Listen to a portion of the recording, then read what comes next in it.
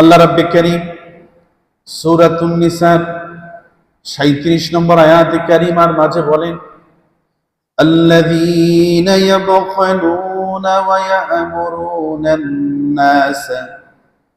ইয়া'মুরুনান NASA বিল বুখলি ওয়া ইয়াকতুমুনা মা আতাহুমুল্লাহু মিন ফাদলিহি ওয়া আ'তাদনা লিল কাফিরিনা আযাবাম মুহিনা।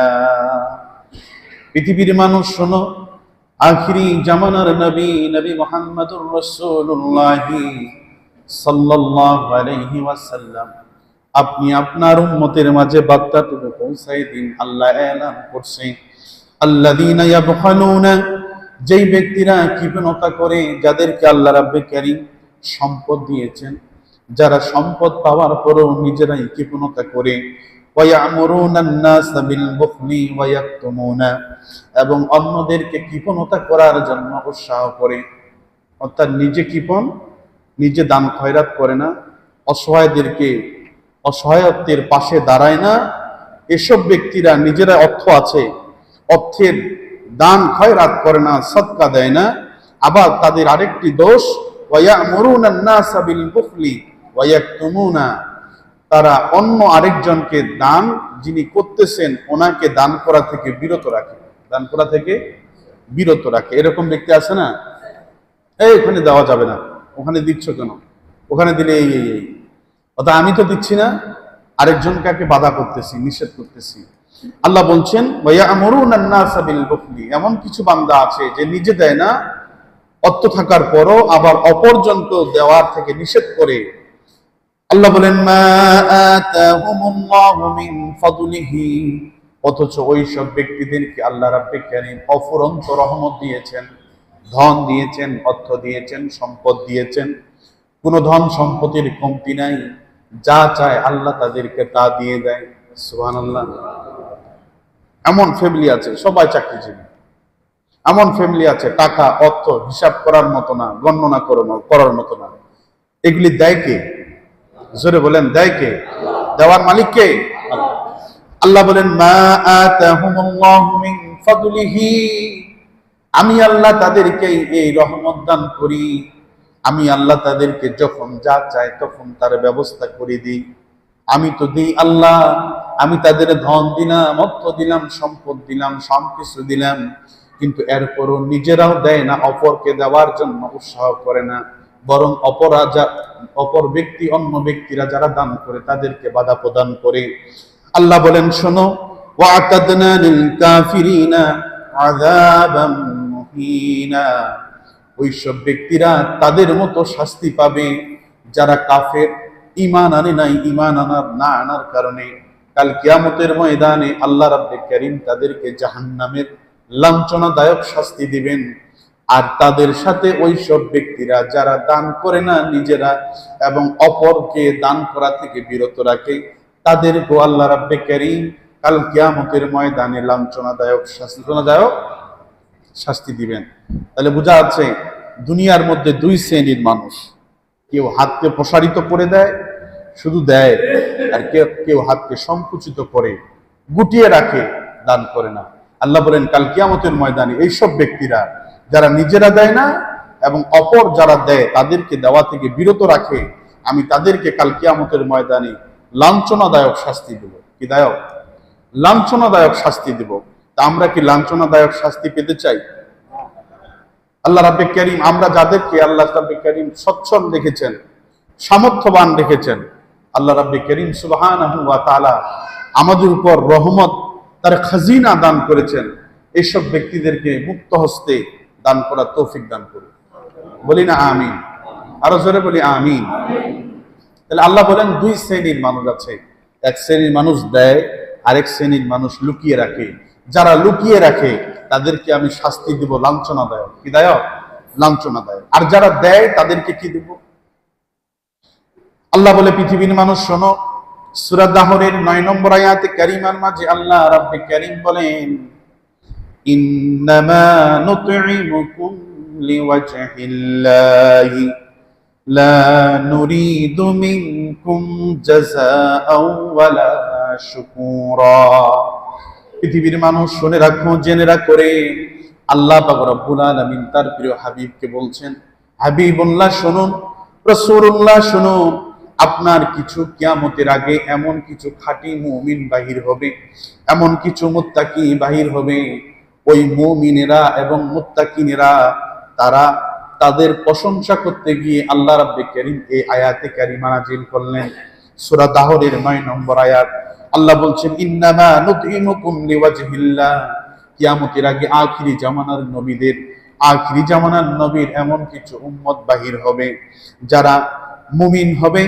এই মুমিনেরা দান সদকা করতে গিয়ে বলবে, লিওয়াজহিল্লাহি লা নুরিদু মিনকুম জাযাআও ওয়ালা শুকুরা। তারা অসহায় গরিব মিসকিনদেরকে দান খয়রাত করবে এবং তারা বলবে, আমরা যে দান খয়রাত করতেছি, মানুষকে সাহায্য করতেছি, সহযোগিতা করতেছি, অসহায় মানুষদের পাশে দাঁড়াচ্ছি, একমাত্র আল্লাহর সন্তুষ্টির জন্য। সুবহানাল্লাহ। কার সন্তুষ্টি? আমরা একজন অসহায় মানুষ যে খাচ্ছে না, এক বেলা খায়, আরেক বেলার খাবারের ব্যবস্থা করছি একমাত্র আল্লাহর সন্তুষ্টির জন্য। তার সন্তুষ্টি। আমি আল্লাহর সন্তুষ্টির জন্য দান করতেছি, তাদেরকে সদকা করতেছি। মিনকুম জাযাআও ওয়ালা শুকুরা। দুনিয়ার কোনো সন্তুষ্টি পাওয়ার উদ্দেশ্য নয়। মানুষ বাহবা দিবে, মানুষ আমাকে দানবীর বলবে, মানুষ আমাকে সম্মান করবে দান দেওয়ার কারণে, খয়রাত করার কারণে, এই সব কারণে নয়। জাযাআও ওয়ালা শুকুরা, একমাত্র আল্লাহর সন্তুষ্টির জন্য দান করে, দুনিয়াবি কোনো শুকুরের জন্য নয়। রব্বে কারীম আবার কোরআনুল কারীমের অন্যত্রে বলেন, الذين ينفقون أموالهم في سبيل الله ثم لا يتبعون ما أنفقوا منا ولا أذى لهم أجرهم عند ربهم ولا خوف عليهم ولا هم يحزنون। পৃথিবীর মানুষ শোনো, আল্লাহ রাব্বে কারীম বর্ণনা করে, আল্লাযীনা ইউনফিকুনা আমওয়ালাহুম ফি সাবিলিল্লাহ। এমন কিছু মানুষ বাহির হবে যারা তাদের সম্পদ আল্লাহর রাহে ব্যয় করবে, খরচ করবে, দান করে দিবে। সুম্মা লা ইউতবিউনা মা আনফাকু মান্নাও ওয়ালা আযাল্লাহুম। এবং আল্লাহর সম্পদ দান করার কারণে, মানুষ অসহায় মানুষদের পাশে দাঁড়ার কারণে এই মানুষটা কোনোদিন খোটা দিবে না যে আমি যদি তোমাকে 10,000 টাকা না দিতাম তাহলে তোমার আজকে এই পজিশন হতো। অর্থাৎ দানকারী এমন কিছু কিয়ামতের আগে বাহির হবে, আল্লাহ বলেন এমন কিছু মুমিন মুত্তাকি হবে যারা দান করবে, দান করার পরে খোটা দিবে না। আমাদের সমাজে এমন কিছু মানুষ আছে, দান করলো, দান করার পরে খোটা দিল, আমি তোমাকে অমুক দিয়েছি, তমুক দিয়েছি, আ দিয়েছি, ফে দিয়েছি, এই দিয়েছি, সেই দিয়েছি। আল্লাহ বলেন না, ওয়ালা আযাল্লাহুম আজরুহুম। এবং কিছু বান্দা বাহির হবে, খোটা দিবে না এবং তাদেরকে কষ্ট দেওয়ার মতো কোনো কাজ করবে না, যে আমি তাদেরকে এই কাজ, আমি তাকে এত টাকা দিয়েছি, তার মাধ্যমে আমি এই কষ্টের কাজটা সাধন করে নিব, এরকম করবে না। আল্লাহ বলেন এসব মুমিন বান্দা যারা রয়েছে, আল্লাহ বলেন আজরুহুম ইনদা রাব্বিহিম। এই সব বান্দাদের জন্য রব্বে কারীমের পক্ষ থেকে অসংখ্য সওয়াব আল্লাহ দান করে দিবে। অর্থাৎ বান্দা দান করলো আল্লাহর সন্তুষ্টির জন্য। কার সন্তুষ্টি? ফি সাবিলিল্লাহি আমওয়া। আল্লাহর রাহে, আল্লাহর সন্তুষ্টির জন্য অসহায়ের পাশে দাঁড়ালো এবং দান করার কারণে ভবিষ্যতে খোটা দিল না এবং দান করার কারণে কষ্টও দিল না। রব্বে কারীম সুবহানাহু ওয়া তাআলা বলে এই সমস্ত ব্যক্তিরা আজরুহুম, তাদের সওয়াব দিবেন, নেকি দিবেন, ইনদা রাব্বিহিম, তাদের প্রভু। সুবহানাল্লাহ। অর্থাৎ রব আল্লাহ সুবহানাহু ওয়া তাআলা কোন মুমিন বান্দা যখন দান করবে একমাত্র রব্বে কারীমের সন্তুষ্টির জন্য, তখন এই সব ব্যক্তিরা রব্বে কারীমের পক্ষ থেকে সওয়াব পাবে, নেকি পাবে। সুবহানাল্লাহ। আল্লাহ বলে শুধু সওয়াব পাবে, নেকি পাবে তা নয়, ওয়ালা খাউফুন আলাইহিম, তাদের কোনো ভয় থাকবে না। সুবহানাল্লাহ। তাদের কোনো ভয় থাকবে না, ওয়ালা হুম ইয়াহজানুন, এবং তাদের কোনো চিন্তাও থাকবে না। সুবহানাল্লাহ। যারা আল্লাহ রাহে দান করে তাদের কোনো নাই ভয়, নাই কোনো চিন্তা। কিসের ভয়? যে আমি দান করলাম, দান করার কারণে আমার সম্পত্তির ঘাটতি হয়ে গেল, অর্থের কমতি হয়ে গেল, এই জন্য কোনো ভয়ও নাই, কোনো চিন্তাও নাই। সুবহানাল্লাহ। রাসূলুল্লাহ সাল্লাল্লাহু আলাইহি ওয়াসাল্লামের সাহাবী খলিফাতুল মুসলিমিন হযরত আবু বকর সিদ্দিক রাদিয়াল্লাহু তাআলা, আল্লাহর হাবিব শুধু ঘোষণা দিলেন, তোমাদের সম্পদ থেকে আল্লাহ রাহে কিছু দান করো, খরচ করো, ব্যয় করো, আল্লাহ রাহে নিয়ে আসো, আমরা অমুক যুদ্ধের ময়দানে যাব। রাসূলুল্লাহ সাল্লাল্লাহু আলাইহি ওয়াসাল্লামের সাহাবায়ে কেরাম, ধনাঢ্য সাহাবায়ে কেরাম দৌড় মেরেছেন। হযরতে আবু বকর সিদ্দিক ঘরের মধ্যে দৌড় মেরেছেন, হযরতে ওমরে ফারুক দৌড় মেরেছেন, হযরতে উসমান জিন নুরাইন দৌড় মেরেছেন।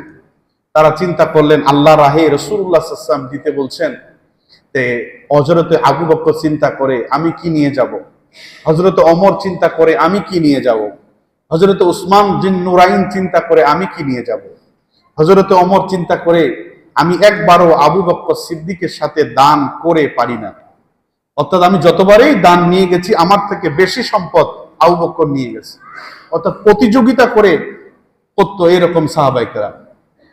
তিনি চিন্তা করেন আজকে যেহেতু একটা সুযোগ পাইছি, এই সুযোগ আর হাতছাড়া করা। অর্থ সম্পদ নিয়ে এসেছেন, হযরতে ওমর ফারুকের সমস্ত সম্পত্তির ভাগ করে 3 ভাগের 1 ভাগ সম্পদ হযরতে ওমর ফারুক রাসূলুল্লাহ সাল্লাল্লাহু আলাইহি ওয়াসাল্লামের কদম মোবারকে দিয়ে দিলেন।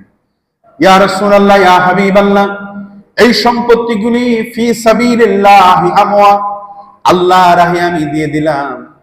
আল্লাহর হাবিব বলেন আমার আবু বকর কোথায়? একটু পরে দেখে হযরত আবু বকর সিদ্দিক গাঠি গুটি নিয়ে রাসূলুল্লাহ সাল্লাল্লাহু আলাইহি ওয়াসাল্লামের কদম মোবারকের মধ্যে সম্পত্তি দিয়েছে। আল্লাহর হাবিব বলেন, এ ওমর তুমি কতটুকু সম্পত্তি নিয়ে এসেছো? ওমর বলে, ইয়া রাসূলুল্লাহ, ইয়া হাবিবাল্লাহ, আমার সমস্ত সম্পদগুলোকে 3 ভাগ করে 2 ভাগ পরিবারের জন্য রেখে দিয়েছি, 1 ভাগ আল্লাহ রাহে আমি ব্যয় করার জন্য নিয়ে এসেছি। আল্লাহ রাসূল বলেন, তোমার উপর আমি খুশি হয়ে গেলাম, আল্লাহ যেন তোমার উপর খুশি হয়ে যায়। রাসূলুল্লাহ, ইয়া হাবিবাল্লাহ, আমার ঘরে সমস্ত সম্পদ যা আছে সব সম্পদকে একত্রিত করে আমি আল্লাহ রাহে সমস্ত সম্পদগুলিকে নিয়ে এসেছি। আল্লাহ রাসূল বলেন, আবু বকর তোমার ঘরের মধ্যে কি রেখে এসেছো? ঘরের মধ্যে পরিবার পরিজনের জন্য তো রাখার দরকার ছিল। আবু বকর বলে, ইয়া রাসূলুল্লাহ, ইয়া হাবিবাল্লাহ, ঘরের মধ্যে আমি রেখে এসেছি সবচেয়ে দামি জিনিস। দামি জিনিসটা কি? আল্লাহ এবং তার রাসূলকে ঘরের মধ্যে আমি রেখে এসেছি। আল্লাহ আল্লাহ রাসূলকে রেখে এসেছি। যে আল্লাহ সম্পদ দেয় আর যে রাসূল বলে আনা কাসিমুন ওয়াল্লাহু ইউতি, আল্লাহ দেনে ওয়ালা, আমি রাসূল বন্টন করনে ওয়ালা, সেই আল্লাহ এবং আল্লাহ রাসূলকে ঘরে রেখে এসেছি। আর বাকি যা দুনিয়াবী সম্পদ আমি আপনার কদম মোবারকে হাজির করেছি। সুবহানাল্লাহ। সাহাবায়ে কেরাম কেমন ছিলেন? হযরত ওমর ফারুক কয়, এবারও হারে গেলাম, এবারও। আবু বকর সিদ্দিকের সাথে কখনো পারা যায় না। হযরত ওমর ফারুক কয়, আবু বকর সিদ্দিককে জীবনে আগে সালাম দেওয়া যাইতো না। সুবহানাল্লাহ। অর্থাৎ তিনি কোন নেকি থেকে ফারেক হন না, সব সময় বড় নেকিটা হযরত আবু বকর সিদ্দিক নেন। সুবহানাল্লাহ। রাসূলুল্লাহ সাল্লাল্লাহু আলাইহি ওয়াসাল্লাম বলেন, কোন বান্দা যদি দান করে, ফেরেশতা ওই বান্দাদের কাছে প্রতিদিন আসে আর দোয়া করে। 2 জন ফেরেশতা। কয়জন? 2 জন ফেরেশতা। বুখারীর মধ্যে হাদিস কানা, বুখারী মুসলিমের মধ্যে এসেছে। হযরত আবু হুরায়রা রাদিয়াল্লাহু তাআলা বলেন, قال رسول الله صلى الله عليه وسلم ما من يوم يصبح العباد فيه إلا ملكان ينزلان يقول أحدهما, আল্লাহ পাক রব্বুল আলামিনের হাবিব বলেন, 2 জন ফেরেশতা প্রতিদিন সকালে বান্দাদের কাছে আসে। একজন ফেরেশতা বলে আহাদুহুমা, বলে আল্লাহুম্মা আতি মুনফিকান খলাফান, আল্লাহ যেই বান্দা দান করে ওই বান্দাকে তুমি আল্লাহ উত্তম প্রতিদান দান করে দাও। যেই বান্দা দান করে তাকে তুমি উত্তম সওয়াব দান করো। আরেকজন ফেরেশতা বলে ওয়ায়াকুলুল আখার, আরেকজন ফেরেশতা বলে আল্লাহুম্মা আতি মুমসিকান সালাফান, আল্লাহ যেই বান্দা কৃপণতা করে ওই বান্দাকে তুমি সর্বনাশ বিপদ আপদ দিয়ে তাকে তুমি ধ্বংস করে দাও। বিপদ আপদ দিয়ে কি করে দাও? আমরা রব্বে করিম সুবহানাহু ওয়া তাআলার পক্ষ থেকে রহমত চাই না ধ্বংস চাই? জোরে বলেন, রহমত না ধ্বংস? আল্লাহ রব্বে করিম আমাদেরকে রহমত পাওয়ার তৌফিক দান করুন। আরো জোরে বলি আমিন। দান খয়রাত করলে বালা মুসিবত দূর হয়। বালা মুসিবত কি হয়? দূর হয়।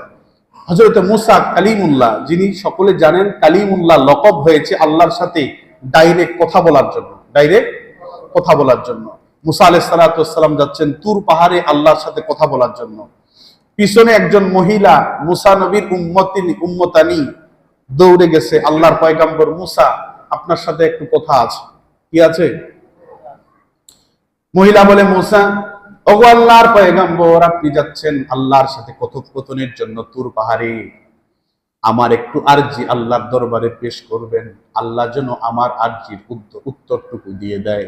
সুবহানাল্লাহ। মুসা আলাইহিস সালাম বলেন, আরজিটুকু বলো। মহিলা বলে, হুজুর আজকে 10 বছর হয়ে গেল, 15 বছর হয়ে গেল আমাদের বৈবাহিক সম্পর্ক, এই পারিবারিক জীবনের মধ্যে কোনো সন্তান নাই। আল্লাহ রাব্বে কারীম আমাদের জন্য কোনো সন্তান বাজেট রেখেছেন কিনা শুধু এতটুকু আপনি আমাদেরকে উত্তর দিবেন আল্লাহর কাছ থেকে জেনে।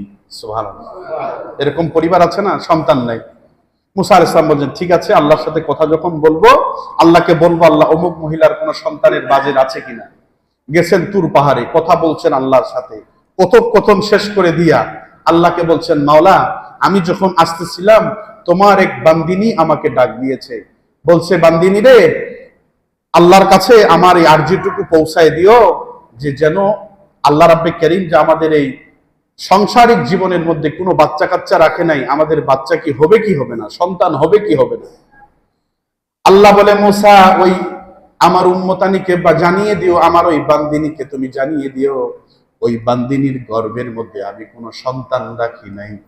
সন্তান আল্লাহ যদি না দেয়, দেওয়ার মতো কেউ আছে?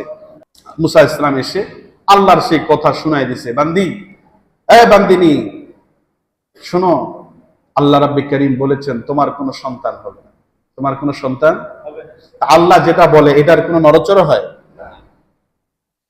1 বছর যায়, 2 বছর যায়, 3 বছর যাওয়ার পরে হঠাৎ একদিন ওই আল্লাহর বান্দিনীটা মুসা নবীর কাছে এসে ছোট্ট একটি সন্তানকে দেখিয়ে বলে, ওগো আল্লাহর পয়গম্বর মুসা, এই ছোট্ট সন্তানটিকে যে দেখছেন, এই ছোট্ট সন্তানটি আমার গর্ভের সন্তান। সুবহানাল্লাহ।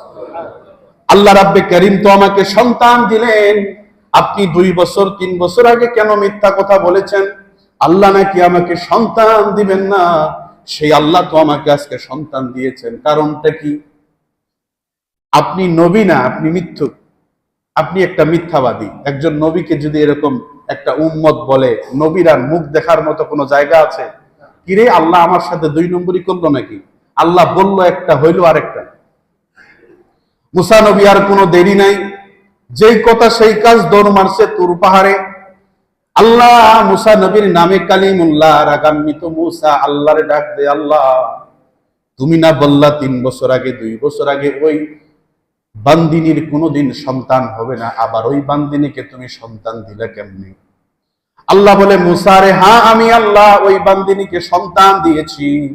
সেই উত্তর জানার আগে আমি আল্লাহ জানতে চাই, মুসা রে, তুমি মানুষের দ্বারে দ্বারে গিয়া মানুষের কাছ থেকে কিছু গোস্ত কালেকশন করে নিয়ে আসো। কিসের গোস্ত? কিন্তু মুসা শুনে রাখো, সেটা কোনো পশুর গোস্ত হবে না, সেটা লাগবে মানুষের গোস্ত। কিসের? মানুষের গোস্ত লাগবে।